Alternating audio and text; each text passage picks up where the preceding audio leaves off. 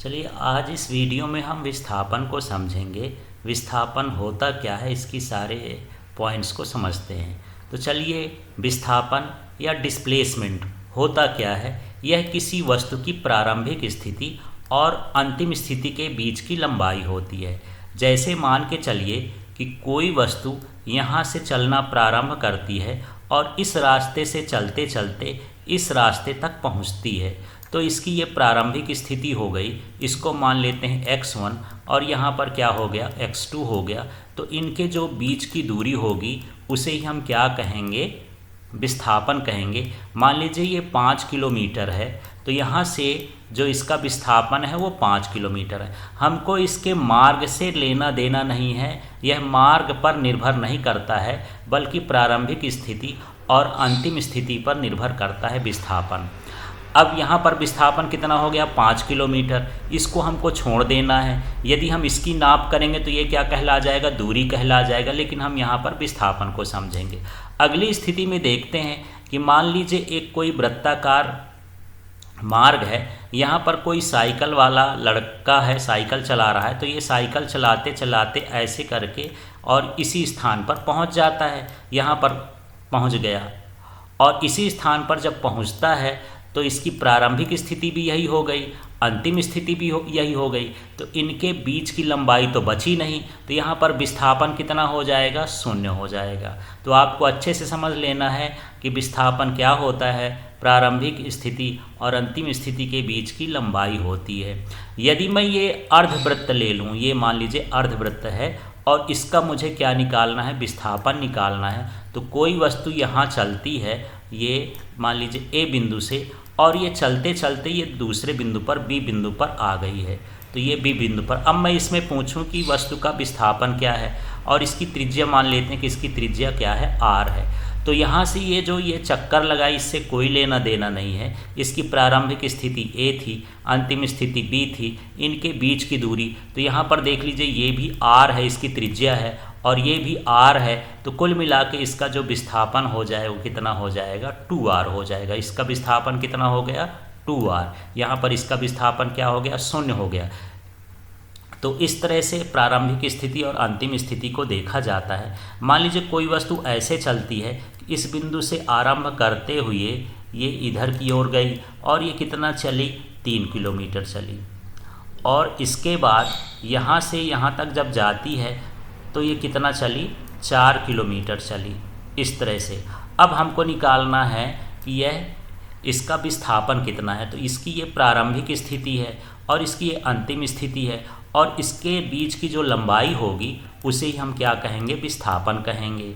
तो अब इसको विस्थापन निकालना है। तो मान लेते हैं कि ये कैसा है, एक समकोण त्रिभुज है, और समकोण त्रिभुज में हम पाइथागोरस प्रमेय लगाते हैं। तो ये मान लीजिए यहाँ पर ये जो है लंब है 3 किलोमीटर, और ये जो आधार है ये 4 किलोमीटर है, और ये कर्ण है। यह कर्ण जो है यही क्या है, विस्थापन है। तो यदि हम पाइथागोरस प्रमेय लगाएंगे तो यहाँ स्क्वायर रूट 3 का लंब का वर्ग कर देंगे, तो लंब का वर्ग 3 स्क्वायर हो गया, और ये कितना हो गया, 4 स्क्वायर हो गया। और इस तरह से ये 3 त्रिकाई 9 और 4 चौको 16, तो ये 9 हो गया, और प्लस कितना हो गया, 16 हो गया। यदि हम इसको जोड़ देंगे तो रूट के अंदर कितना हो जाएगा, 25, और 25 का वर्गमूल कितना होता है, 5 होता है। तो इस तरह से यहाँ पर जो इसका विस्थापन हो जाएगा वो कितना हो जाएगा, 5 किलोमीटर हो जाएगा। तो इस तरह से यहाँ पर जो विस्थापन है आपको ध्यान देना है, ये प्रारंभिक स्थिति और अंतिम स्थिति के बीच की दूरी होती है। अगली स्थिति हम ये मान लेते हैं कि मान लो यहाँ पर कोई वस्तु है और यहाँ से यहाँ तक ये 7 किलोमीटर चल रही है। इस तरह से ये दूसरे बिंदु पर पहुँच गई। तो यहाँ पर ये हुआ x1 और ये कितना हो जाएगा, x2।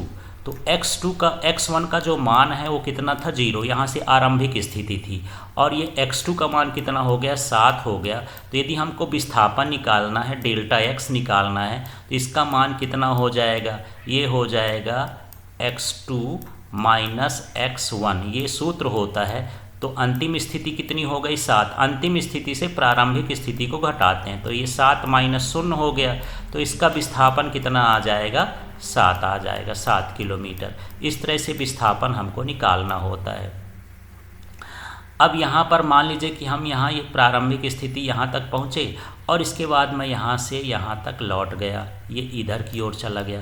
तो इधर तक जाने में कितना चला 7 किलोमीटर और इधर तक जाने में मुझे लगा क्या 10 किलोमीटर। तो यहाँ पर जो प्रारंभिक स्थिति हो जाएगी वो x1 का मान कितना हो जाएगा 7 हो जाएगा। फिर से समझिएगा, यहाँ x1 बराबर कितना हो गया 7 हो गया और यहाँ पर जो x2 है वो कितना हो गया -10 हो गया, क्योंकि ये विपरीत दिशा में जा रहे हैं ना। जब दिशा बदल जाती है, जैसे एक दिशा इधर हो गई तो इधर हम यदि धनात्मक ले रहे हैं तो इधर वाला जो मान होगा वो कितना हो जाएगा ऋणात्मक हो जाएगा।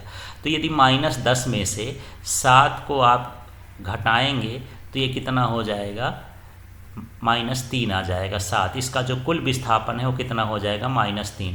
तो विस्थापन को आप देख रहे हो, ये धनात्मक भी हो सकता है, ऋणात्मक भी हो सकता है और शून्य भी हो सकता है। तो इसे ही हम क्या कहते हैं, विस्थापन कहते हैं। विस्थापन कैसी राशि होती है, सदिश राशि होती है, इसकी निश्चित दिशा होती है, क्योंकि यहाँ जब वस्तु चलती है तो हमको बताना पड़ता है कि अंतिम स्थिति से प्रारंभिक स्थिति की ओर है।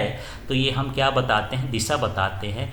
और यहाँ पर हम यदि इसके एसआई मात्रक की बात करें तो एसआई मात्रक मीटर होता है और किससे दर्शाते हैं, इसे एम से दर्शाते हैं। इसके बाद यदि हम इसके विमी सूत्र की बात करें तो इसका विमी सूत्र जो होता है एल होता है, लेकिन इसको पूरे फॉर्मेट में लिखेंगे तो ऐसा भी लिख सकते हैं, ये m0 L और क्या लिख देंगे T0, चाहे तो L के ऊपर 1 भी लगा सकते हैं। तो इस तरह से इसका बीमी सूत्र पूरे फॉर्मेट में इस तरह से होता है। तो विस्थापन का बीमी सूत्र और दूरी का बीमी सूत्र कैसा है, समान है, m0 L1 T0। तो अकेला L भी लिख सकते हैं, इस तरह से भी लिख सकते हैं।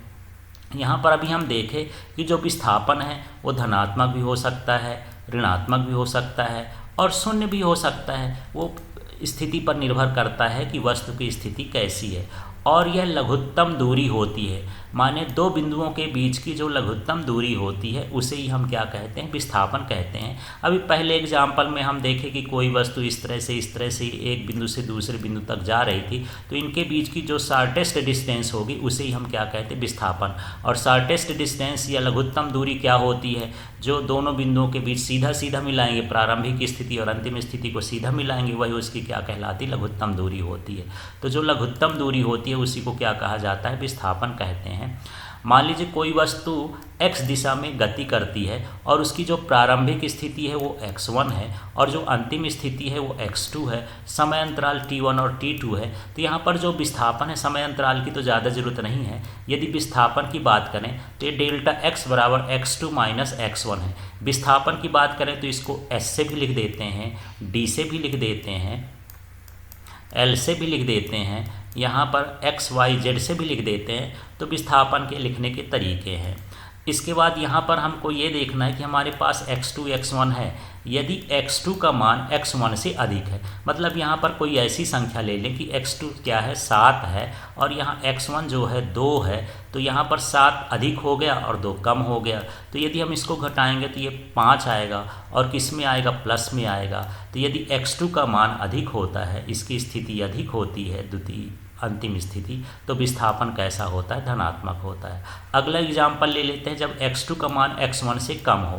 तो यहाँ पर ले लेते हैं, मान के चलते हैं कि जो x2 का मान 2 है और x1 का मान बड़ा रखना है, तो मान लेते हैं कि ये 7 है। अब x2 में से -7 करेंगे तो कितना हो जाएगा, -5 हो जाएगा। इस स्थिति में विस्थापन क्या हो जाता है, ऋणात्मक हो जाता है। अगली स्थिति देखते हैं कि x2 बराबर यदि x1 हो, माने दोनों का मान बराबर हो, तो मान के चलते हैं कि यदि x2 2 है और यहाँ पर x1 भी कितना हो गया, 2 हो गया, तो इसका विस्थापन कितना हो जाएगा, 0 होगा। ऐसे समझ लेते हैं कि कोई वस्तु इधर चलती है और ये 2 किलोमीटर की डिस्टेंस पर इधर जा रही है और जब ये लौटती है तो फिर यही स्थिति में इसी दिशा में वापस आ जाती है। ये कितना आ जाती है, 2 किलोमीटर आ जाती है। तो इस तरह से यहाँ पर ये +2 हो जाएगा और ये वाला -2 हो जाएगा। यदि हम टोटल इसका दूरी निकालेंगे तो क्या हो जाएगा, 0 हो जाएगा और यही क्या कहलाएगा, उसका विस्थापन। तो यहाँ देख लिए कि विस्थापन धनात्मक हो सकता है, ऋणात्मक हो सकता है, शून्य होता है और ये शर्तें होती हैं कि कब जो है धनात्मक, ऋणात्मक और शून्य होगा। तो पूरा सिलेबस पढ़ने के लिए आप प्ले स्टोर से LK फिजिक्स एप्लीकेशन डाउनलोड करिए, इंस्टॉल करिए, रजिस्टर करिए और उस नंबर पर बात करिए, आपको पूरा कोर्स प्रोवाइड किया जाएगा। Thank you.